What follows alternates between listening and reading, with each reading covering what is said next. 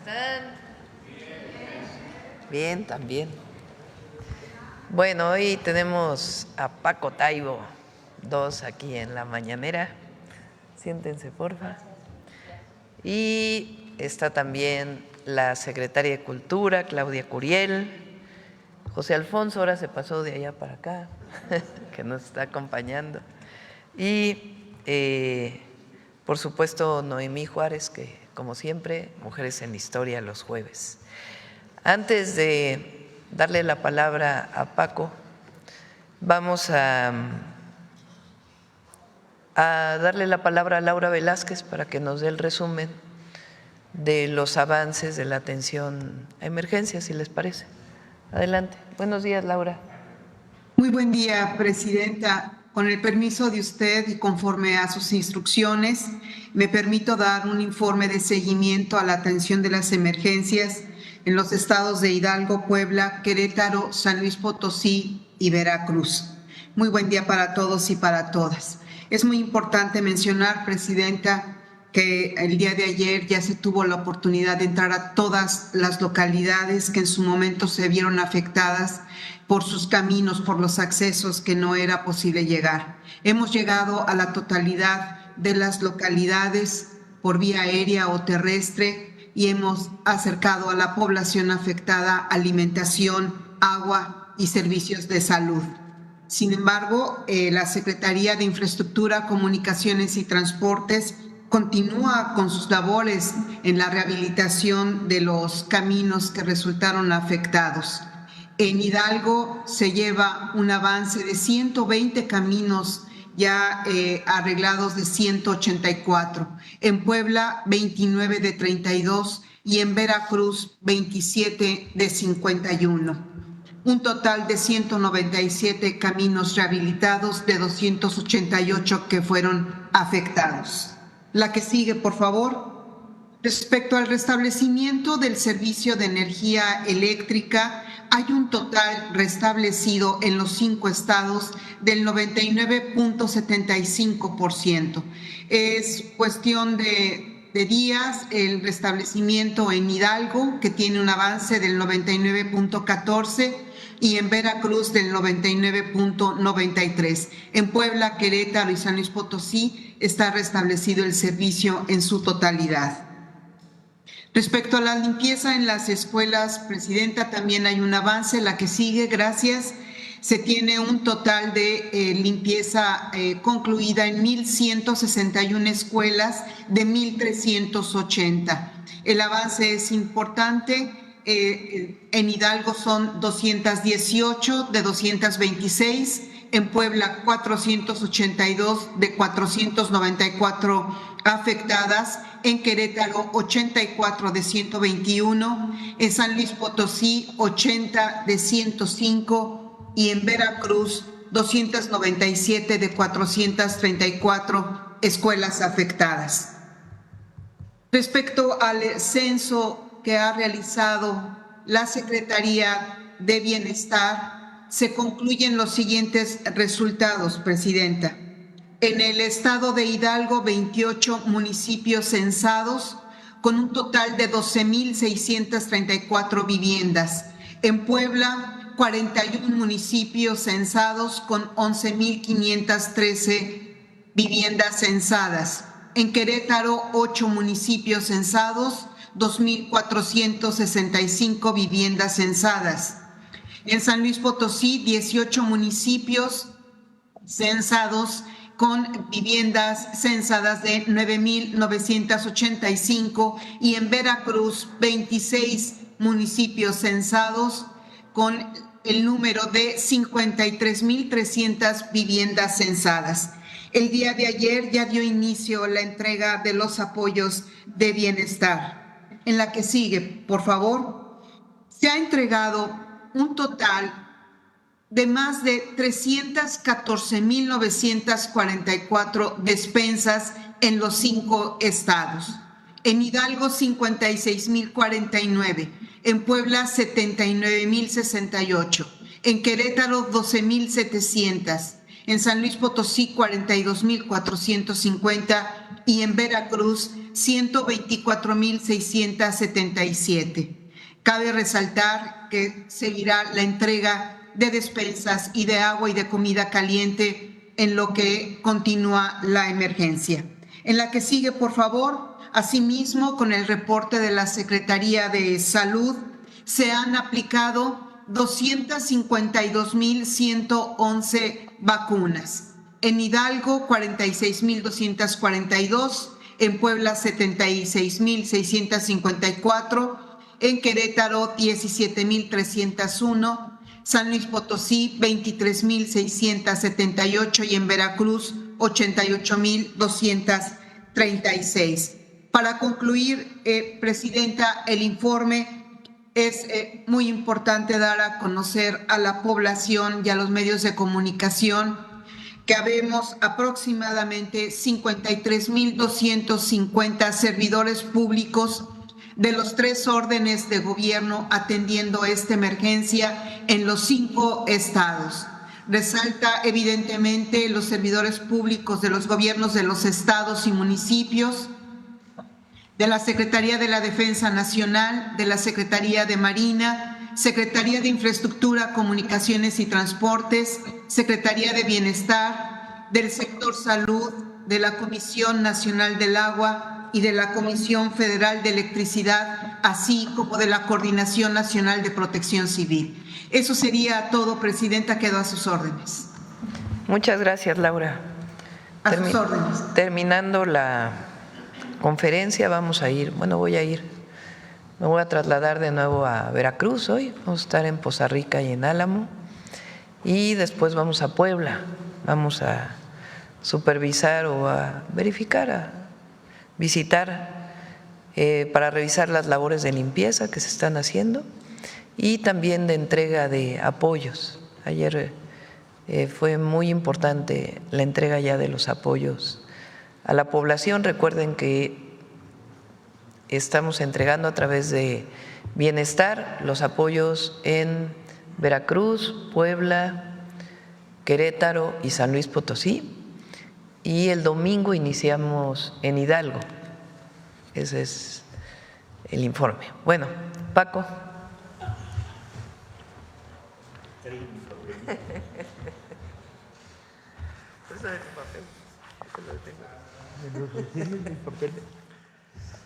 Culminamos un proceso que se vino cocinando durante 2 años y medio para la operación más grande, yo diría a nivel universal, de fomento a la lectura que se ha hecho.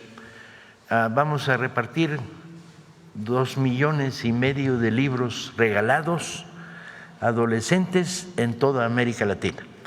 Para esto hubo que hacer una amplísima labor de cocina y de contactos y de relaciones y de acuerdos con gobiernos, con instituciones gubernamentales del segundo nivel, y nos fue permitiendo trazar un mapa de alianzas. Para que esto pueda producirse tuvimos que obtener un financiamiento múltiple, el cual central fue el que la presidenta organizó desde el apoyo del Instituto para devolverle al pueblo lo robado, que era el primer impulso, pero país por país fueron aportando. El gobierno de Colombia aportó la producción editorial de millares de libros, de decenas de millares de libros. La Casa de las Américas, el fenómeno cubano en condiciones muy terribles, tuvieron que aportar lo que tenían, que era el trabajo de producción editorial. En Argentina teníamos un pacto y las elecciones que llevaron al poder a Milei lo destruyeron y tuvimos que rehacer el pacto, esta vez con el gobierno de la provincia más grande del país, que es la provincia de Buenos Aires, con sede en La Plata, y ahí cerramos el convenio. Tuvimos que hacer convenios con Monte Ávila en Venezuela para lograr la distribución, y poco a poco se logró el cuadro de cómo producir estos millones de libros. La idea era libros para adolescentes. Fijamos la edad de 15 a 30 años, lo cual… adolescentes de 30, pensando que hay todavía adolescentes de 30, jóvenes y adolescentes de 15 a 30 años. eso nos va a representar un problema de distribución que al final les contaré cómo vamos a resolver. Fijamos la colección en los marcos de la gran literatura latinoamericana de finales del siglo pasado, de segunda mitad y finales, porque la idea era el gran momento de la literatura latinoamericana. Los jóvenes hoy no la están leyendo y este vacío de lectura provocaba un vacío doloroso. Entonces, ¿por qué no están leyendo a García Márquez, a Onetti, a Sergio Ramírez? ¿Por qué? Y entonces hacia ellos va dirigida la colección. Vino el enorme problema de conseguir los derechos de autor, que fue algo así como un divertidísimo viacrucis, porque la viuda de no sé quién, pues no, y si no hay dinero yo no le entro. Bueno, la agencia literaria que tiene los derechos de tal, bueno, la editorial que controla tal, y hubo que sortear todo este marasmo a través de una serie de alianzas particulares. De los 70, 80 libros que intentamos en la primera lista, se nos quedaron los 25 para el 25, pero dio la casualidad de que me sobraron 2. Por lo tanto, 25 para el 25 va a ser 27 para el 25. Y hasta el último minuto a lo mejor se vuelve 28, porque hay unos derechos de autor que estamos peleando para que los cedan para la colección. Entonces va a ser 25 para el 25 y pilón de 2 libros. La lista incluye, para mi gusto, lo mejor de la literatura latinoamericana. Como la prepa. Como la prepa, sí. Estas son las portadas de los 18 primeros. Ya están todas, ya están los 27 listos y ya en producción. Ya salieron los 4 primeros en México y los 2 primeros en Colombia y el primero en Argentina, porque estamos produciendo en todos los lados simultáneamente. La distribución.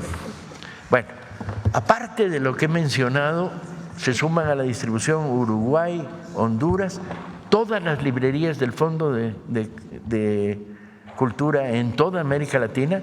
Tuvimos que sortear los problemas de Perú y Ecuador, donde no veían con agrado que regaláramos libros, y los vamos a regalar desde las sedes de las librerías, alianzas sociales con grupos, proyectos culturales para generar distribución. Al final, cerca de 14 países van a recibir. Tengo que decir que se añadió de una manera muy inteligente la Secretaría de Relaciones Exteriores para que llegaran libros a las comunidades mexicanas a través de todos los consulados en Estados Unidos. Entonces esto se sumó al proyecto. Al final, el día 17 de diciembre, vamos a abrir cajas en todos lados, simultáneamente. Y vamos a intentar que esto se recoja gráficamente, el espectáculo de abrir cajas en 200 lugares de América Latina, incluido el Zócalo, donde la presidenta le vamos a regalar un cóter para poder abrir cajas y repartir. El último problema, luego todos los que quieran mayor información, la lista de autores, etcétera, con gusto se las proporcionamos, y exactamente, y qué libros son los que se van, pero el pequeño problema que nos va a crear esta distribución simultánea es cuando lleguen aquel que diga yo tengo 39 años, no me toca, o yo tengo 60 y quiero leer. Entonces vamos a mandar, ya mandamos un primer memorándum de distribución diciendo el foco, el centro de este proyecto de 2,5 millones de libros repartidos en toda América Latina es jóvenes, adolescentes, jóvenes. Entonces, si a usted tiene 60 años, pues tráigase a su sobrina, se lo damos y su sobrina que se lo preste. Entonces tendremos un memorándum, porque hay que ser amable con el que quiere leer, pero al mismo tiempo no podemos permitir que las reparticiones se inunden de niños y hay que explicarles, no son libros para niños. Eso lo haremos en diciembre también, en México. Hay otros proyectos para regalar miles de libros para niños en diciembre, pero esto va destinado a este público. ¿Cuál es la expectativa? La expectativa es que cambiemos la manera de leer de millares, decenas de millares, centenares de millares de adolescentes. Y además no les va a poder tocar los 27 libros o 28 a uno, le van a tocar 1, 2, 3. Y entonces, ¿qué vamos a hacer? Fomentar la rola. Tú te llevaste estos 3, tú te llevaste estos otros, circúlenlos. Y propiciar en todos los clubs y salas de lectura del país y de toda América Latina, porque hemos creado ya clubs y salas de lectura en varios lugares de América Latina, el que se lea colectivamente, el que lleguen 5 libros, se repartan, etc. Calculamos que esta tos de fumador, les informo que para tener tan bonita tos de fumador como yo lo tengo hay que practicar durante 45 años.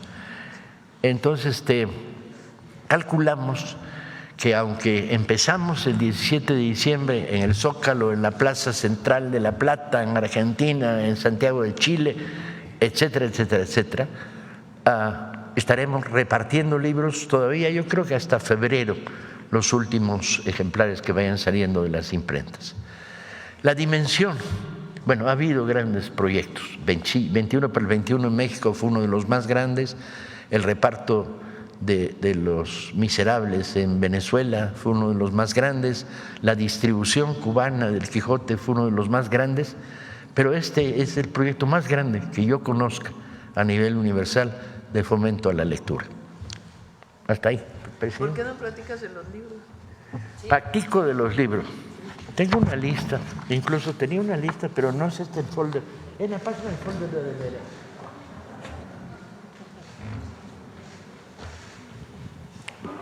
Los libros. El folder de veras es ese. Es que este no es.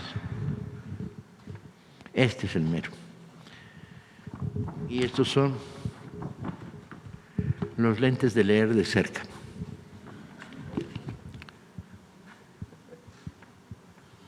Eso crea expectativas siempre, ¿no? Cuando hace uno esto, dice, ¿y ahora qué va a hacer? Se va a poner unos lentes que luego ve mal también, pero no importa.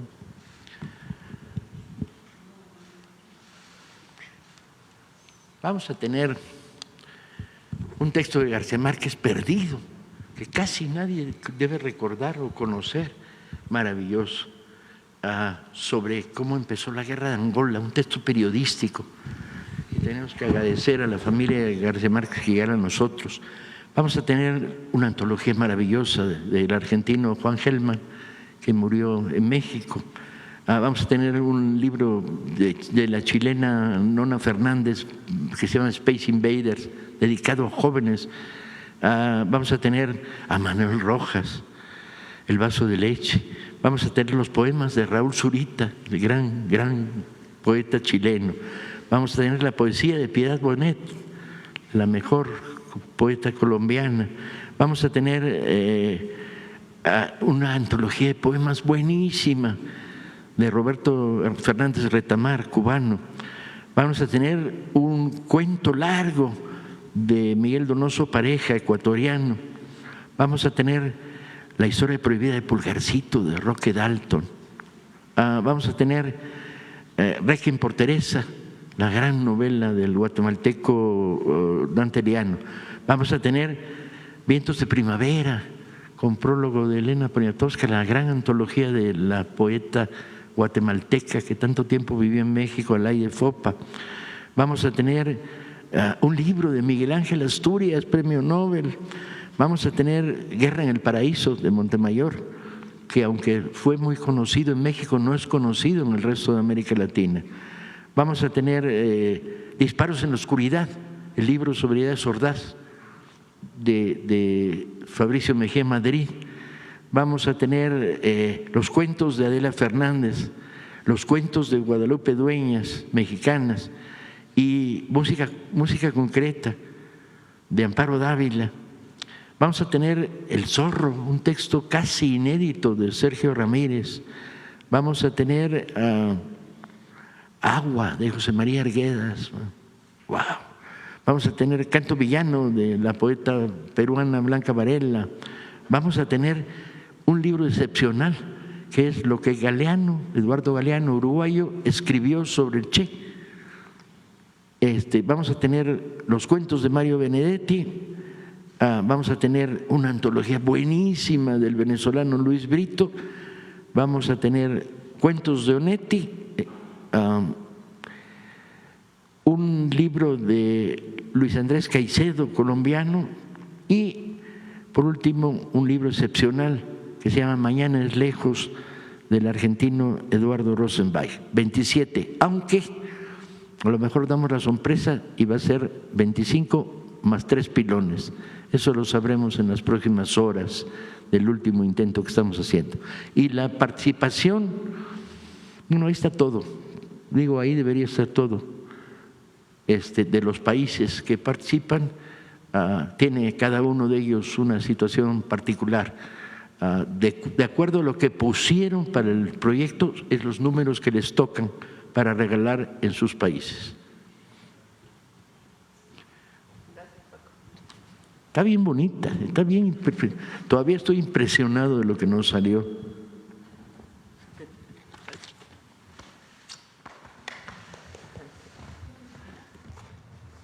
Bueno, pues este es el informe. Acá. ¿Te lo regalo? Bueno, esta es la información de el día de hoy, 2.5 millones de libros regalados en América Latina, en varios convenios que Paco desde el Fondo de Cultura Económica ha venido haciendo con gobiernos federales o gobiernos estatales o incluso municipales de distintos lugares de América Latina, y estamos pues muy contentos. Quedamos 19 de diciembre, ¿verdad? 17 de diciembre, cierto, 17 de diciembre en el Zócalo abrimos las primeras cajas de regalo, de 25 para el 25. Bueno, ahora sí pasamos a las preguntas. Sobre el tema, a ver. Gracias. Buenos días, Luis Piña de los Reporteros MX. Preguntarle sobre esta cantidad de libros y sobre los acuerdos que mencionó Paco Ignacio, pues también próximamente también en elecciones en Argentina, dependiendo de lo que salga, ¿podría reavivarse ese pacto con el gobierno o se podría acercar usted al próximo gobierno para ver si puede hacerse un pacto general con el gobierno de Argentina? Que conteste Paco. Afortunadamente dependíamos no del gobierno federal argentino, que se negó a entrar en la operación cuando tomó el poder Milei, sino hicimos el pacto con el gobierno de la provincia de Buenos Aires, que ya tuvo elecciones y las ganó hace mes y medio. Entonces el resultado de las elecciones del domingo no altera para nada el proyecto ya. Por otro lado, también sobre el mismo tema, como comentaste, pues es para jóvenes, adolescentes, hasta 30 años, decías. En este ámbito, pues ya se utilizan mucho pues las plataformas digitales. ¿Podría ser posible que estos libros los puedan descargar también? No, queremos que lean papel. Queremos que además tomen el libro en su mano, lo lean y lo rolen. A la larga va a haber digitalización, pero eso significaba pedir permiso extra a los autores y decirle, te voy a editar 100,000 ejemplares de tu libro, pero además lo dejo abierto en digital, y nos hubieran dicho que no, los herederos o las agencias literarias o las editoriales, porque les matas el libro. Aquí se lo matas casi, ahí lo matarías de completo. Muy bien, muchas gracias. En otro tema, Presidenta, ayer se reunió con el presidente de Cada libro tiene un convenio de cesión de derechos de autor. Si el autor ya falleció, pues es con quien se quedó con pues, la propiedad o la responsabilidad de los derechos de autor. Entonces, un trabajo muy impresionante que ha hecho Paco, porque es el permiso para poder donar, regalar los libros, y al mismo tiempo pues todo el trabajo de convenios con muchísimos gobiernos pues que permita este esfuerzo extraordinario que al mismo tiempo en muchas ciudades de América Latina estemos regalando libros a partir del 17 de diciembre. ¿Podría decirse, o algunas personas en la oposición podrían decir que es parte como para llevar a las izquierdas, a a los jóvenes. ¿Usted qué podría decir ante ello? Pues es la recuperación de la literatura de cierta época. Y sí, hay muchos de estos libros pues que hablan de temas que es importante que se conozcan. Sí. En otro tema, Presidenta, ayer se reunió con el presidente ejecutivo de Scotiabank. ¿Cuáles son los acuerdos a los que llevaron? ¿Qué fue lo que platicaron? ¿Podría darnos un poquito más detalle de ello? Más que acuerdos son muchos empresarios, o no sé cómo se diga, en inglés es CEO, en español es presidente de los consejos de administración de distintas empresas. Me piden reuniones, pues a veces no tenemos la oportunidad de recibirlos, y a veces, como en este caso esta semana recibimos a varios, nos dimos la oportunidad y les interesa saber pues cuál es nuestra perspectiva en la relación del tratado comercial con Estados Unidos y Canadá, qué es el Plan México, cómo pueden ayudar a invertir en nuestro país. Entonces son en general muy buenas conversaciones, y también recibimos de parte de ellos pues la visión no solamente de México sino del mundo entero. Entonces son buenas conversaciones y oportunidades que se abren para nuestro país. ¿Esto cómo impulsaría el Plan México? Bueno, en el caso de la banca comercial, pues Scotiabank es una banca canadiense, o principalmente de capital canadiense, y pues obviamente ellos les interesa financiar proyectos privados y públicos, y nosotros les decimos pues cuáles son las condicionantes, o más que condicionantes, las reglas que muchos de ellos conocen. Pero sobre todo es un poco de la plática, de la perspectiva que tenemos para México, y en general hay muy buena reconocimiento de lo que estamos haciendo en el país. Estamos, porque es colectivo, de lo que estamos haciendo en el país y de la visión hacia el futuro. Muchas gracias, Presidenta. Usted ha mencionado en varias ocasiones que no llegó sola a este cargo, que llegaron todas junto con usted, y en efecto sus políticas así lo han reflejado. Sin embargo, hay voces que subrayan que no es necesario autonombrarse feminista para demostrar un compromiso real con las mujeres. En ese sentido, hay personajes como la alcaldesa de Cuauhtémoc, que dice ser feminista y defensora de los derechos de las mujeres, no obstante gobierna una alcaldía con altos índices de violencia de género, y más allá de eso presume en redes sociales instalaciones de tótems violetas en las entradas y salidas de la alcaldía, de la demarcación, lo cual no tiene otro abrupto más que el color violeta y el logotipo de su demarcación. En contraste, por ejemplo, hay otras alcaldías como la Gustavo Madero, que también se han colocado tótems, otra alcaldía que también, como usted sabe, tiene altos índices de violencia, pero estos sí están equipados con botón de pánico y cámaras en donde se requiere la atención policíaca y se promete que llegarán en 3 minutos.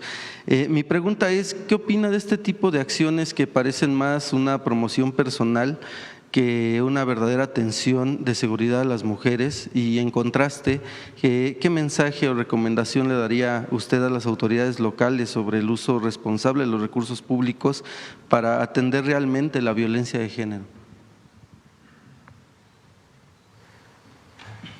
Yo pienso que la defensa de los derechos de las mujeres, todos los derechos, tiene que estar enmarcada en la defensa de los derechos del pueblo de México. No están separadas. Es parte de la lucha por la justicia social. En alguna época, hace mucho tiempo, se decía, bueno, hay que luchar primero por el bien de quien menos tiene, por disminuir las desigualdades, y después vamos con la desigualdad entre mujeres y hombres. Y no, nosotros pensamos que es parte de la misma lucha. Pero pensar que la educación no es un derecho, que el acceso a la salud no es un derecho, que el acceso a la vivienda no es un derecho, que el acceso a la cultura o a la lectura no es un derecho, y defender los derechos de las mujeres, me parece a mí una contradicción. Por eso yo pienso que esta visión de la derecha, de el feminismo de derecha, vamos a decir, pues tiene muchas carencias. porque ¿cuál igualdad? Estamos luchando por la igualdad, no solamente de mujeres en la sociedad, de acceso a los derechos, sino el acceso a los derechos de todas y todos los mexicanos. Y por supuesto ahí está la lucha de las mujeres. Entonces desde ahí nosotros tenemos una visión distinta. Ahora, siempre lo he dicho, la derecha que supuestamente defiende los derechos de las mujeres, ¿y por qué cuando tuvieron el poder nos llamaron lavadoras de dos patas? ¿O por qué hablaron del viejerío? ¿O por qué aumentó la violencia contra las mujeres? ¿O por qué no se tuvo políticas de acceso a las mujeres al derecho a la educación? Entonces, no es lo mismo que lo mismo. Sí hay diferencias en la visión y en la concepción nuestra de los derechos de las mujeres en el marco de la justicia social. Ahora, ya hacia los gobiernos locales, pues ya depende de los gobiernos locales, pero hacia las mujeres es muy claro, en las mujeres mexicanas, ¿por qué no se reivindicaban a las mujeres indígenas? Porque en el fondo hay mucho clasismo y racismo. Entonces es una visión distinta. Y sí, llegamos todas. Quien no se siente incluida, pues es un asunto personal. Pero llegamos todas. ¿Y por qué lo asumo así? Pues porque es la lucha histórica de las mujeres mexicanas. Por último, y en temas culturales, pues usted ha utilizado la política cultural para reconstruir el tejido social. Un claro ejemplo, por ejemplo, en la música con México Canta, pues ha sido un éxito en ese sentido. Sin embargo, también cómo proteger pues los derechos de los músicos, puesto que actualmente con las plataformas digitales pues se encuentran muy desprotegidos. Por ejemplo, en sus ganancias, si 1 kilo de tortillas valiera 21 pesos con 89 centavos, una banda requeriría 391 reproducciones para poder comprar 1 solo kilo de tortillas. En ese sentido, pues tienen que irse a géneros pues más reproducidos en las plataformas, estilo pues los corridos tumbados, que a pesar de que han bajado pues sigue teniendo gran popularidad. Mi pregunta es cómo impulsar pues esta protección hacia las músicas, los músicos, y qué políticas públicas podría hacer su gobierno pues para que permita pues no dejarlos en el abandono. Muchas gracias. Claudia. Tocaya. Muchas gracias. Pues justamente en el marco de México Canta, que se trabajó con toda la industria, los independientes, pues hemos estado trabajando mucho de manera simultánea justamente en el tema que estás tú tocando, que tiene que ver con la compensación de las escuchas en las plataformas, que es algo que nunca se ha pagado. Entonces nos hemos reunido, hemos tenido un diálogo abierto importante, hay muchos avances y la presidenta ha tenido todo el respaldo, y más adelante estaremos anunciando cuáles son esas medidas, y lo interesante es justamente que la industria está organizada y que estamos trabajando por los compositores, por justamente estos talentos que no tienen esa recaudación, y que en las plataformas se descarga mucha música que no se paga. Entonces, ese tema es fundamental, y justamente en el marco de México Canta es uno de los trabajos que estamos haciendo. El concurso fue muy relevante, pero también es importante impulsar una política pública que los respalde, como lo que estamos haciendo de inteligencia artificial, de doblaje, que se tuvo conversación con el gremio, que estamos avanzando en un ajuste justamente en ese sentido, con consejería, como lo indicó la presidenta, y todo el tiempo estamos en mesas de trabajo abiertas pues con los artistas, sobre todo en el reto que tiene que ver con la tecnología. Entonces, más adelante lo estaremos comentando. Por supuesto que hay una estrategia y todo el respaldo. Mismo caso con el doblaje, también ya tenemos próximamente anuncios. Muchísimas gracias por tu pregunta, muy pertinente. Gracias, presidenta. Vamos. A ver, ¿quién más? A ver, Alma, que me has preguntado hace rato.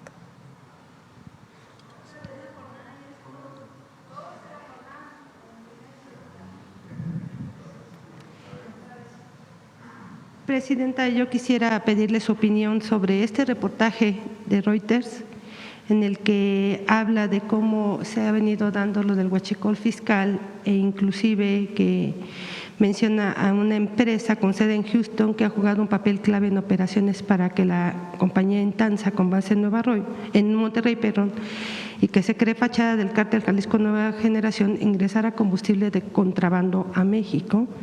Menciona este reportaje pues empleo de entidades fantasmas, documentación falsa, sobornos y toda una red de componendas en torno a este delito. ¿Podría dar su opinión, por favor? Hay varias carpetas de investigación en la Fiscalía relacionadas con este tema. Algunas ya fueron presentadas al juez para obtener las órdenes de aprehensión, otras tendrá que informar la Fiscalía, pero sí hay empresarios estadounidenses en las carpetas de investigación, porque no se puede explicar que venga combustible de Estados Unidos a México y que entre de manera ilegal, que ya es bastante menos. Eso es muy importante porque a partir pues de la investigación que se hizo, de las detenciones que ha habido y de la vigilancia mayor que se tiene en aduanas, y además eso lo vemos en el incremento de ventas de gasolina directo de Pemex o incluso de las propias empresas que importan de manera legal el combustible, ha disminuido de manera importante, pero sí hay carpetas de investigación. Entonces, repito, no se podría explicar cómo entra de manera o entraba de manera ilegal o entra todavía en menores proporciones combustible ilegal y que no tuviera alguien del otro lado. De hecho, Estados Unidos también lo mencionó y tiene también investigaciones, el propio Departamento de Justicia. Entonces sí hay carpetas de investigación en la Fiscalía. En particular este caso, ¿usted lo conocía? El que menciona Reuters sobre estas empresas coludidas. Hay casos, no sé si esté relacionado este caso con el que ya de las carpetas de investigación que ya están en la Fiscalía. La Fiscalía pues también hace sus propias investigaciones, pero lo cierto es que sí había un vínculo. ¿Usted, Presidenta, sabe cuántos o hasta dónde está llegando la investigación que está llevando a cabo el Ejército en este tipo de… Ya tiene que informarlo la Fiscalía. Bueno, por otro lado, quisiera preguntarle, un tribunal federal revocó la protección otorgada por un juez a TV Azteca para no pagar más de $580 millones que le debe a tenedores por deuda emitida en Estados Unidos. ¿Cuál es su opinión? Una resolución que está en la Ciudad de México. Recuerden que este empresario, durante la época de la pandemia, no sé si es exactamente un amparo, no lo creo porque no es federal, hace un recurso jurídico a un juez en la Ciudad de México para decir que por la pandemia no está en condiciones de pagar sus deudas en Estados Unidos. En aquella época le dan razón y empresarios estadounidenses abren un arbitraje en México de por qué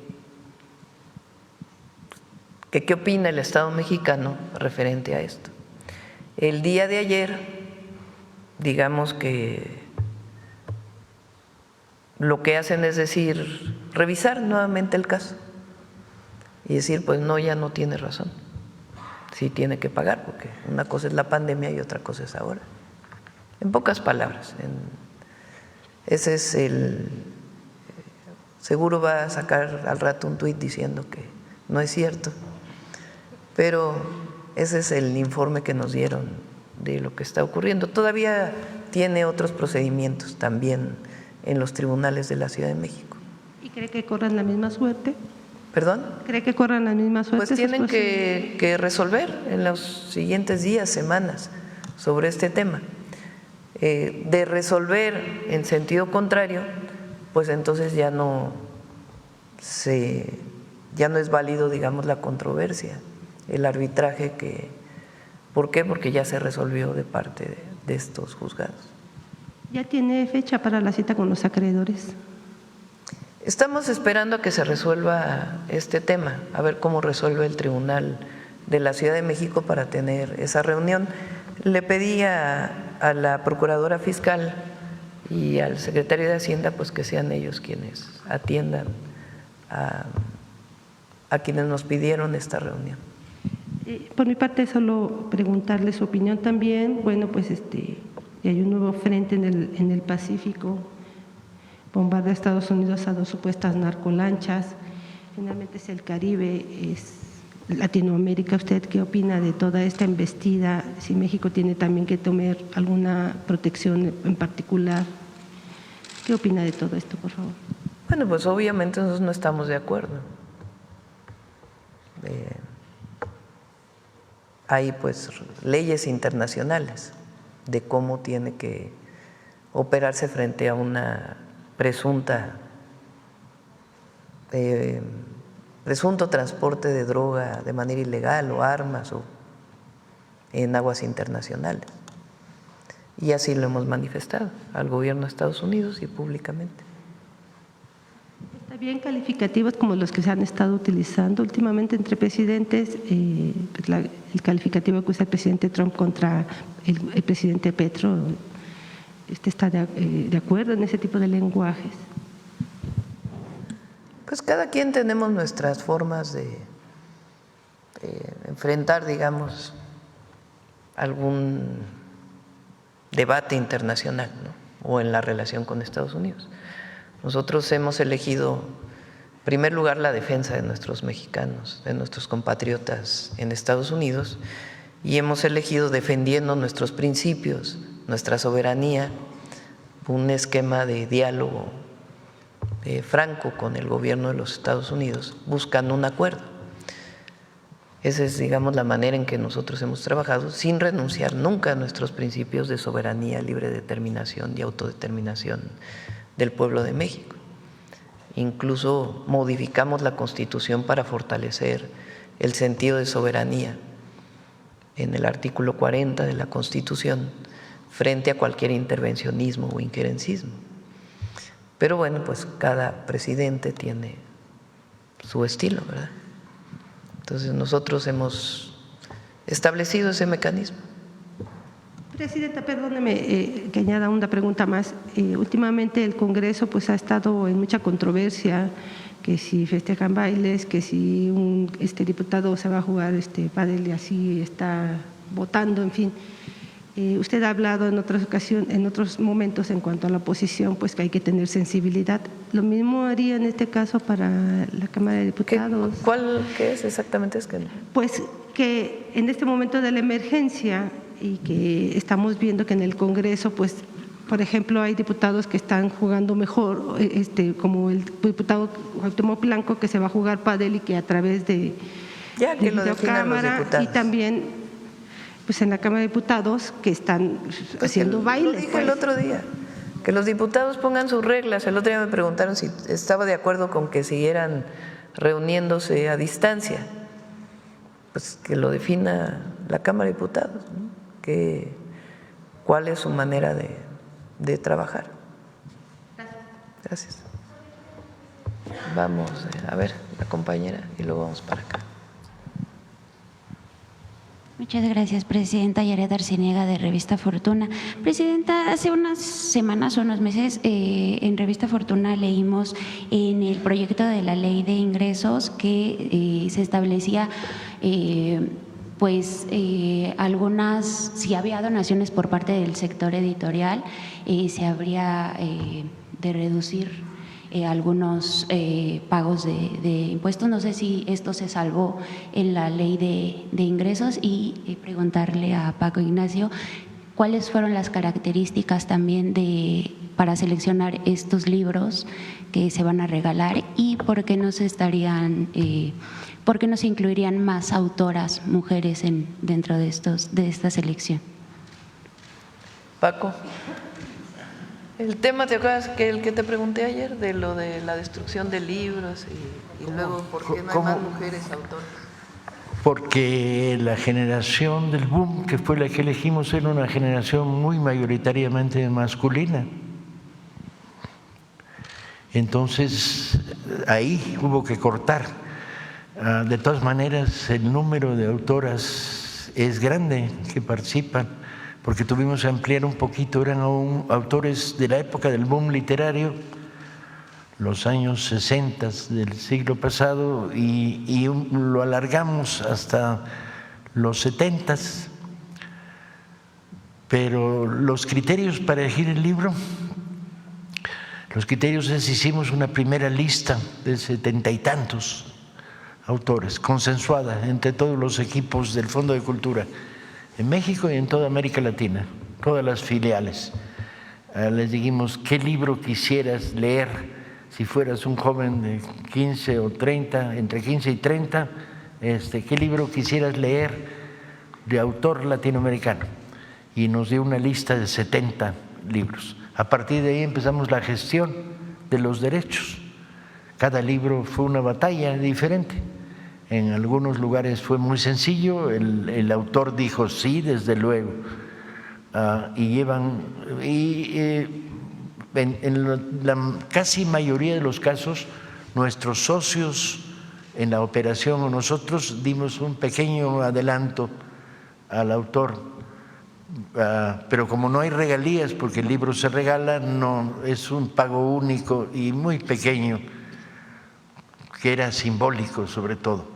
Básicamente los autores o los herederos o las agencias o las editoriales que aceptaron participar fue por un problema de prestigio, de estar en la colección, y los que no aceptaron participar fue por un problema económico, diciendo, si ustedes hacen una edición de 100,000 ejemplares, me matan el libro a mi editorial. Le dijimos, no, eso no es así y esta no es la experiencia, ya lo hicimos en 25 libros que sacamos en 21 para el 21. No solo no los matamos, sino que adquirieron más vida si masificas. Por ejemplo de rebote, tú pones La muerte tiene permiso de Valadez en la colección de 21, lo leen 90,000 personas, pero el arco de lectura creció por la recomendación y el libro en la edición comercial no solo se siguió vendiendo, sino que se vendieron más después de 21 para 21. Pero bueno, ahí hay algunas editoriales que tienen oídos sordos y billetera contenta con las que no pudimos pactar. Eso nos fue reduciendo la lista a realidad hasta que nos encontramos con estos 27 o 28 acuerdos finales. Lo de la destrucción del libro. A ver, tenemos un problema muy serio. Yo creo que después de muchos años de estar planteando el problema de que hay que impedir que se destruyan libros, había que explicarse una y otra vez, a ver si entendían por qué. Las editoriales destruyen para disminuir la carga fiscal de su empresa. Entonces dice, yo tengo 12 millones de libros que no vendo, los destruyo, reduzco en 12 millones de pesos el valor de lo que tengo en mi bodega. Si en lugar de destruir regalas, puedes obtener lo mismo. Bueno, hacia ahí se está procesando, solo que hay un problema, y era lo que ayer conversábamos y tenemos que reunirnos esta semana para fijarlo, que es, ¿qué vas a donar de lo que no vas a destruir? El riesgo es que te donaran literatura chatarra, ¿sí? Libros de falsa información médica, por ejemplo, ¿sí? Cómo curar el cáncer masticando piedritas 3 veces por semana, etcétera, etcétera. O cómo ligarse a la secretaria de tu jefe sin tener problemas fundamentales en la vida. Ese tipo de material que está en las bodegas de las editoriales, si te lo donan, ¿para qué lo quieres? Entonces el problema es que tienes que crear un mecanismo mediante el cual la donación pueda ser catalogada y redistribuida en términos de regalo a comunidades, sobre todo a bibliotecas, a centros penitenciarios, a salas como las que se están creando en comunidades de mujeres hoy, que estamos creando una pequeña biblioteca en todas las nuevas estructuras comunitarias de las sembradoras. Pero tienen que ser libros que les puedan ser útiles, no basta la producción editorial desechada. Entonces tenemos que matizar de manera que las empresas puedan donar a privados, a sociedad civil o al propio aparato del Estado, pero hay un criterio de recepción, porque si no lo que nos vamos a encontrar es un salón como este lleno de libros que no sirven, con lo cual las empresas disminuyen sus costos fiscales, sí, qué bien, no los destruyeron, pero ¿y qué hacemos con ellos? Entonces hay que crear un mecanismo de recepción, redistribución y filtro para que al final el tiro no salga por la culata. Lograste que no hubiera destrucción, pero ¿y qué hiciste con los libros que donaron? Como verán, está divertido. Precisamente sobre esto que comentaba de las bibliotecas que se están haciendo para las mujeres y esto que nos comentaba de que el boom es mayormente de los hombres, también hay una gran cantidad de mujeres que estuvieron en el boom, pero que no fueron visibilizadas. Por ejemplo, Elena Garro. Se estaría considerando, o se está considerando en estas bibliotecas que se están haciendo para las mujeres, tener más autoras como ella, que incluso su obra no está en distribución en una de las bibliotecas que lleva su nombre. Sí. Las bibliotecas que estamos creando comunitarias, sobre todo son bibliotecas comunitarias, son a petición. O sea, son los que se organizan en biblioteca comunitaria los que dicen queremos estos libros. Y nosotros les decimos en algunos casos sí, en otros no, dependiendo de si tenemos los derechos, si tenemos impresión, si tenemos dinero para regalar a bibliotecas comunitarias. Ya llevamos 5 millones este año de libros regalados, lo cual significa un esfuerzo enorme de organización, catalogación y envío. A veces mandas 25 libros en un paquete a un lugar cuyos registros son carretera Oaxaca-Pochutla, kilómetro 7, en La Brecha, y con un recado que dice lo recoge Manolito. De ese tipo de proyectos te llevan a las bibliotecas comunitarias, en este caso una biblioteca ejidal. ¿Qué libros les mandan? Pues hay que hablar con ellos y decirles qué quieren leer, y bajo la medida de lo posible. Entonces, mayor literatura de mujeres, sí, hay una presión enorme, viene de abajo, no me lo inventé yo, viene de que en estos momentos el 40 o el 50% de los clubes y salas de lectura están dirigidos por mujeres. ¿Y qué quieren? Quieren leer literatura de mujeres, en algunos casos también quieren leer otras cosas, afortunadamente. No hay un sesgo sectario, hay amplitud, pero hay una presión enorme para que lleguen libros. También tienes que inventar un poco qué es lo que hay por ahí que tenga calidad, ¿no? Porque si partimos de la cuota, dices, bueno, si un poemario escrito por una mujer horriblemente asqueroso de malo, por el hecho de ser escrito por una mujer, no merece que se lo mandemos a una sala comunitaria en mitad de Guanajuato, ¿sí? Porque hay que castigarlos con ese libro de poesía. Muchas gracias. Pero vamos a hacer una colección de mujeres. Muchas gracias, presidenta. Muchas gracias, presidenta. Presidenta, en otro tema, luego de que se aprobó la modificación al artículo 30B del Código Fiscal de la Federación para que las autoridades fiscales tengan acceso a información que permita corroborar el debido cumplimiento de las obligaciones fiscales que obre en plataformas como Amazon y Mercado Libre, queremos insistirle en Revista Fortuna sobre un tema que ya habíamos tocado aquí en una intervención pasada, que es el comercio de medicamentos a través de estas plataformas.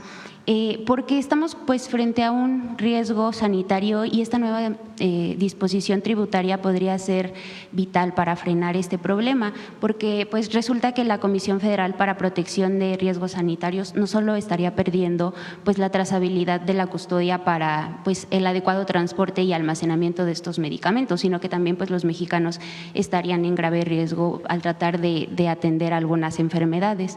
En Revista Fortuna confirmamos que en Mercado Libre se vende, por ejemplo, un medicamento que es la insalutamida, que es prescrito para el cáncer de próstata y está en un precio de 24,000 pesos, Presidenta, cuando el precio real del medicamento es de 105,000 pesos.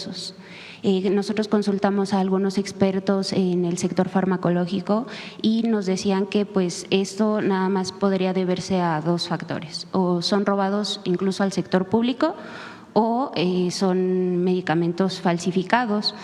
Presidenta, también los expertos nos comentaban que pues, o sabemos que la COFEPRIS forma parte de este Gabinete de Seguridad Nacional. Preguntarle si en este sentido la COFEPRIS podría hacer algo para pues bajar el riesgo, para advertir el riesgo a las personas que están tratando de conseguir algún medicamento, y también preguntarle pues si ahora se vigilara el debido cumplimiento de estas transacciones, también se podría parar un poco el problema. Vamos a pedirle a COFEPRIS y a Secretaría de Salud, es la segunda vez que nos lo preguntan, para ver si hoy mismo pueden responder. Y en todo caso, si entran por plataformas, ¿cuál es el registro sanitario que tienen para su transporte? Muchas gracias, Presidenta. Y por último, Presidenta, ayer varios medios dieron a conocer que la Comisión Reguladora de Energía, la CRE, aprobó con 4 votos a favor y 1 en contra un permiso para proyectos de expendio al público de petrolíferos a Eratech Combustibles S.A.D.C.B. para la estación ubicada en Sinaloa, que también está pues acusada de estar presuntamente vinculada con el cártel de esta zona. El único comisionado que votó en contra fue Luis Zapata Linares, que también en 2021, en abril, el 29 de abril de 2021, en una sesión que es pública, a la que cualquiera puede tener acceso, dijo que había verificado que la empresa Eratech Combustibles aparecía en la lista de la OFAC por operaciones sospechosas. Lo revisamos, ya no existe la CRE, ahora se llama Comisión Nacional de Energía. Pero ellos fueron los que le dieron la autorización a la TEC. ¿Habría alguna investigación contra los comisionados que votaron a favor de darle? Vamos a ver por qué, primero si lo aprobaron y segundo… Está en una sesión pública, aprobaron ellos a favor, un voto en contra. Pues que hoy conteste la Secretaria de Energía. Muchas gracias, Presidenta. ¿Quién más? A ver, vamos a ver. El compañero de Sonora, que hace rato que no pregunta, y estaba ayer aquí enfrente. Breves, una pregunta para que más pregunten. Bueno. Buenos días, Presidenta. Demián Duarte, de Sonora Power. Bueno, evidentemente hay un tema que es muy importante. Mire, en Sonora usted sabe que el asunto del agua ha generado pues mucha polémica. Afortunadamente, en las lluvias recientes del huracán Raymond nos dejó pues mucha derrama de lo que es agua suficiente, decía el gobernador, para los próximos 2 años, un fenómeno similar al que ocurrió aquí en la cuenca del Cutzamala. Bueno, y lo que tiene que ver con las presas subieron de niveles que teníamos de menos del 10% y subieron hasta niveles del 40%, lo cual es muy importante para nosotros. Este contexto llega justamente en medio de una discusión que evidentemente usted ya tomó nota de que hay fuertes presiones políticas, muchas mentiras, muchas verdades a media alrededor del plan hídrico que usted está planteando para atender el problema de la falta de abasto de agua para Hermosillo. En este caso hay muchas presiones políticas, muchos intereses que se han estado involucrando en este asunto, en donde usted ha anunciado que se van a invertir 7,500 millones de pesos en este proyecto. Un asunto muy importante, un asunto muy relevante para nuestra ciudad y para la región de la cuenca del río Sonora. En este contexto también está el tema de la falta de remediación en que ha incurrido Grupo México, que usted sabe es responsable de la contaminación de esa cuenca. En ese sentido, yo le quiero preguntar, Presidenta, pedirle que por favor nos ofrezca más detalles de lo que usted está planteando, lo que usted está promoviendo para este proyecto hídrico de gran envergadura que se plantea, porque hay mucha confusión. Y cuando hay confusión, lamentablemente, pues las mentiras ocupan los espacios que tienen que ser de debate público, y esto pues ha generado justamente situaciones como las que ya se vieron aquí en la mañanera, de que hay quien dice que usted quiere imponer un proyecto, que es puro cuento lo de la consulta pública y demás. Entonces sería importante que nos dieran muchos más detalles. No sé si pueda convocar a Efraín Morales para que ofrezca los detalles técnicos al respecto y los alcances que tiene este asunto en particular. En Sonora hay dos proyectos. Uno es la tecnificación del riego, principalmente en el sur de Sonora, y el otro proyecto que es una posibilidad es las presas para suministrar agua a Hermosillo. Ha habido en efecto personas que se oponen a la construcción de las presas, que fue lo que planteamos desde Conagua junto con el gobernador, pues que se explicara el proyecto y que se hiciera una consulta pública, y que de ahí pues se definiera si sí se hace o no se hace. No hay muchas alternativas para llevar agua a Hermosillo. Hermosillo ha crecido y tiene un problema de desabasto de agua dulce, de agua potable. Entonces uno de los proyectos es la presa. Evidentemente el proyecto se haría pues haciendo todos los estudios de impacto ambiental y todo lo que eso significaría. Pero dado que ha habido personas que no están de acuerdo, pues planteamos que se hiciera una consulta. Los detalles de la consulta pues ya le pedimos a Efraín junto con el gobierno del estado que se puedan exponer, y cuándo se haría y cómo se haría, para que toda la gente lo conozca. Previo a ello, pues tiene que haber un proceso de información importante de por qué se está planteando este proyecto. Entonces, esos son los dos proyectos. Por otro lado, y producto de la contaminación que hizo Grupo México en el río Sonora hace algunos años, que derivó en un acuerdo con el entonces gobierno de, no sé si fue con Calderón o Peña Nieto, creo que fue con Peña. Se hizo un fideicomiso, y a ver si la sobrerepresentación de Sonora me recuerda el año. Se hizo un convenio y se hizo un fideicomiso donde Grupo México tenía que depositar recursos para la limpieza del río y para muchas otras cosas a las que se habían comprometido, entre ellas la construcción de un hospital, un sistema de monitoreo permanente de la calidad del agua del río, el saneamiento de suelo que pudiera haber sido contaminado, además pues de algunas medidas de mitigación adicionales. Antes de que se fuera Peña Nieto, ya en el 2018 cerraron este fideicomiso, incluso devolvieron recursos. Desde entonces pues hay una lucha muy importante de las comunidades de Sonora, pues defendiendo que se pague por los daños que se hicieron y al mismo tiempo pues que se cumpla con aquellos compromisos. Para ello hay una mesa de trabajo en donde está la Secretaría de Gobernación junto con otras áreas del Gobierno de México, en donde está Semarnat, está también Secretaría del Trabajo, Secretaría de Economía y del Gobierno de Sonora, del gobernador de Sonora, para ver con Grupo México pues que se cumplan estas cuestiones que dejaron pendientes y poderle cumplir a la población. Se sigue en esta mesa de trabajo, todavía no hay un acuerdo que se pueda mostrar a la población, no es nada cerrado, no es nada oscuro, sino sencillamente que cumplan con lo que se comprometieron. El hospital, el laboratorio, las pruebas permanentes que tienen que hacerse a la población, en fin, varios temas que están planteados ahí. Lo que nosotros decimos pues es que se cumpla con cada una de los planteamientos que se hicieron en su momento solicitados por la población. Y va bien la mesa de trabajo, y ya que tengamos un acuerdo, pues la idea es presentárselo a la población y decir pues van a invertir la empresa tantos cientos de millones de pesos para poder resarcir aquel daño y al mismo tiempo cumplir con el compromiso que hicieron. Son esos 3 temas relacionados con el agua. Además, están los planes de justicia y particularmente el plan de justicia con el pueblo yaqui. Se hizo un ducto de agua muy importante y ahora se va a entrar al proceso de tecnificación del riego agrícola para que sean mucho más productivas las tierras. Sí, cómo no. Fue en tiempos de Enrique Peña Nieto, en agosto de 2014, cuando se dio este derrame, y de hecho se formó un fideicomiso por 2,000 millones de pesos, de los cuales se regresaron alrededor de 979, si tengo el dato exacto.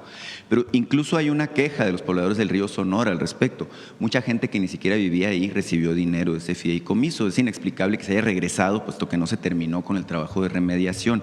En ese sentido, Presidenta, es evidente que, bueno, el rechazo que hay de algunos pobladores de la región es obviamente por esta situación que tiene que ver con una desconfianza que puede haber relativa a que no se completó ese proceso. Entonces, obviamente es muy importante, ¿no?, que se haga el ejercicio del que usted habla de información y que, bueno, eventualmente ya que se diseñe este tema de la consulta, pues obviamente se llegue al punto de saber si realmente la población está en contra o a favor de este proyecto, que entiendo no es solamente una presa, es un sistema, ¿no?, hídrico. Es un sistema, exactamente. Tiene que ver también con el uso eficiente del agua en Hermosillo.